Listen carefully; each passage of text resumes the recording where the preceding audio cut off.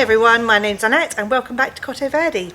Today we're going to be sewing foxgloves and I'm going to show you how to do it. So foxgloves are mostly biennial, but they can also be hardy perennials. And what we mean by that is that a biennial plant is one that will start growing in the first season or the first year, and then it will bloom the following year. Whereas a perennial is a flower that will bloom from the first year and continue going. And most people will say that a foxglove that is perennial is actually just a short-lived perennial, so that means that it won't live for very many years. A lot of perennials can live for a very long time, but a short-lived perennial maybe only has a few years in it. And then you have to either resow it or maybe divide it. But it will become less floriferous and less vigorous as time goes on. So the best time to sow your biennials is late spring, early summer, and anywhere up until probably the end of July is a good time. But you could also autumn sow your biennials if you want to overwinter them in a cold frame or a greenhouse, or in fact if you've got room indoors you could do it that way. So I'm sowing my foxglove biennials and perennials in July. And what I'm hoping by doing this is that they are going to grow big enough in order for me to be able to plant them out before my first frost. So in autumn I will plant them outside and then they can overwinter in the ground because they're hardy enough to go through the winter in the ground, but they need to be big enough to do that. So let me go through the foxgloves I'm going to sow today, and I'll put a picture up on the screen so that you can see what they look like. So as I said, I'm sowing two perennial foxgloves, and the first one is called Digitalis mertenensis, and it's the strawberry foxglove. And the second one is Digitalis lutea, and it's a small yellow foxglove. And I tried to sow both of these last year, and then I went away in October and I wasn't able to look after them and they didn't make it, so I don't actually have any examples to show you, but I'll put some pictures up on the screen. And then all the other foxgloves I'm sowing today are biennials. So I'm going to be sowing the Camelot Rose, and this comes as a pelleted seed and it's an F1 hybrid, which means that you can't collect the seeds from it because they're not going to come true. And that's a Digitalis purpurea. In fact, I think all of these are purpureas. Yes, so all my biennials are Digitalis purpurea. And then the second one I'm sowing that's a biennial is the Snow Thimble.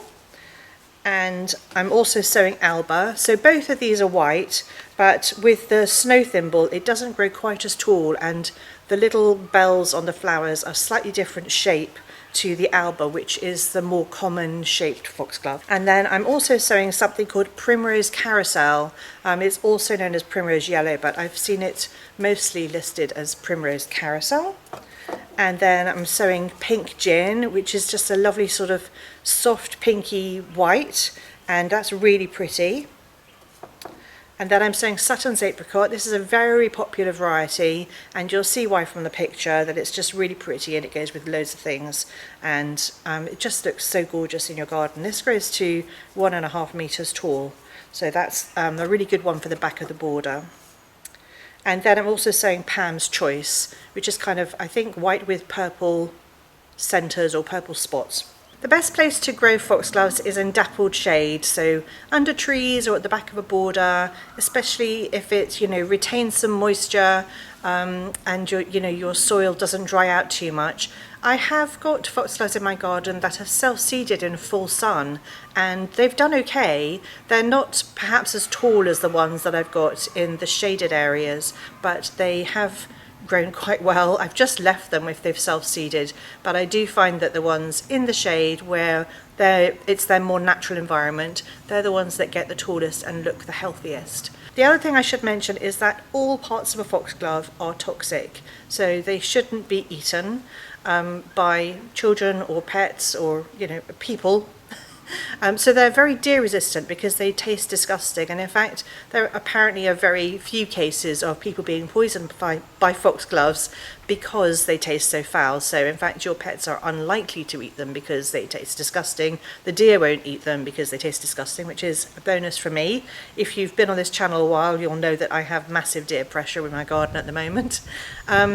But also what I would say is once you've sown your seeds, don't go and eat something, wash your hands first, because the seeds are also poisonous, and I guess that might rub off on your hands. So just be careful. You'll find your packets when they come will be labelled as toxic or poison or something. So now I'm going to go through the equipment that I'm using and what I'm using to sow my seeds. And I'm using the 40 cell seed trays that I normally use to sow my seeds, and I really like these because you can either sow 5 of each kind, or you could sow 8 of each kind, so it's really easy just to put a label in one end depending on what you decide to sow, or you could sow an entire tray if you've got a really big garden and you've only got one variety. You can also sow your seeds into just normal seed trays that don't have separated cells. And you just do it exactly the same way, but I would say sprinkle sparingly. The foxglove seeds are really quite small, and it's easy to oversow, and then you end up having to fiddle with them to prick them out, because you don't want them all growing in big clumps. You can also just sow these into the border, so you could just chuck some seeds in and hope for the best, and that is what a lot of people do. You don't need to dig anything. You can definitely take the weeds out that you can see, but you can just sprinkle them in there, and they need light to germinate, so you're not going to want to cover them with anything. The reason I don't sow into flower beds is because of the weeds. So the weeds will just take over, and it's hard to identify the foxgloves initially, and so I just don't want to have to go to that trouble. I want to just be able to weed anything that's coming up and not have to worry about whether it's something that I sowed. Of course, if you sow it in a line, in a strip, or a rill, or in a drill, if you sow in a line and you mark it, then it's much easier to tell what's a weed and what's not. But I choose to sow into cell trays. The compost that I'm using is the one that I always use, which is the Melcourt Silvergrow peat-free compost, which is endorsed by the RHS, and I really like it. It works wonders for me. I know it's more expensive at the moment to buy peat-free compost than to buy any other compost, so you absolutely don't need to use peat-free unless you can afford it, in which case I would recommend doing that just to preserve our peat bogs. Although you can sprinkle your seeds outside in your flower beds, if you choose to sow your foxgloves that way, that's absolutely fine, but I wouldn't recommend using soil from your garden to sow seeds into a seed tray, because your seeds are going to be competing with weed seeds that will be in the soil that you can't see until they germinate, and then they'll germinate along with your foxglove seeds, and then you'll have problems. So my advice is to always use some clean compost, whatever that is, in order to sow into seed trays. So I'm just going to fill the tray up as normal.